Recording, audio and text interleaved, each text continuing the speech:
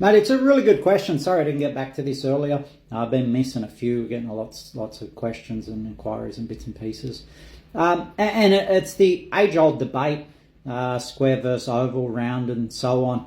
Generally, always oval will outperform everything because a square port or a rectangle port always has two sides converging on each other, and that's two boundary layers. So the closer we get to the corner, the higher the drag coefficient increases, which means the more the air slows in those corners. So I've done a couple of diagrams on the whiteboard. I'll turn it around and explain it to you, and hopefully this clears it up. But yeah, definitely always. And the reason why, and this is the big reason, because people bring this argument up all the time, oh, you know, the cathedral ports with LS versus the rectangle port, and this, it's usually size restraints. And if you think about it, a square, so let's take a circle and we build a square around it. The square will have more surface area for the same width and height as the circle. And that's why a lot of manufacturers used square ports, because they could get more port area in a tighter area, basically. So especially with push rod engines. But when we look at pro stock, they're pretty much all oval. Anything, and most of your twin cam stuff are all oval these days. They'll just be side oval. But anyway, I'll flip it around, show you what I'm talking about, and hopefully this helps clear it up.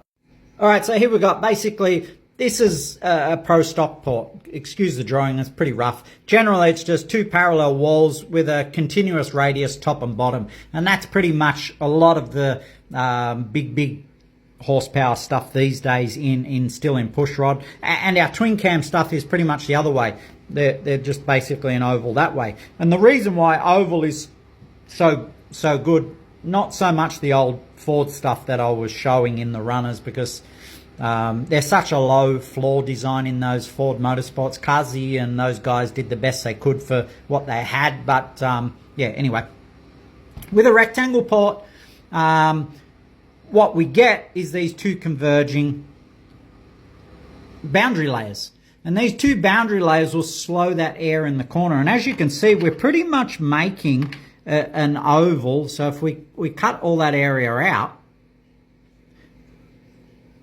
we're back to what Pro Stock has pretty much come up with anyway. So that's the best port design there is.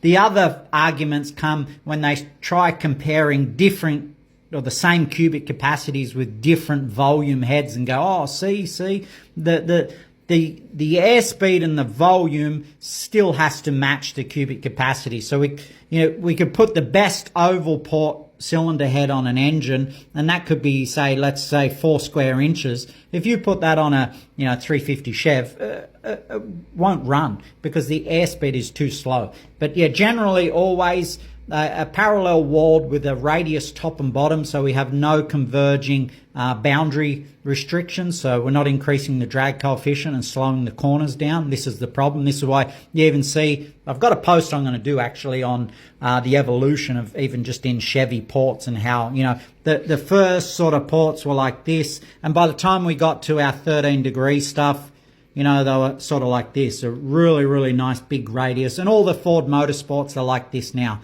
So once we start getting up around about that 1/2 inch to 5/8 radius, it now acts like a circle anyway, because there's not enough convergence to really affect airflow in the corners, because there's no real corners left in that port anymore. So, but yeah, optimally, the bigger the radius, the better. But generally, with a lot of OEM stuff, we'll have push rods down each side. So we've got to go a little bit narrower. LS is a great example of that. But yeah, anyway, hopefully that helps. Cheers, mate.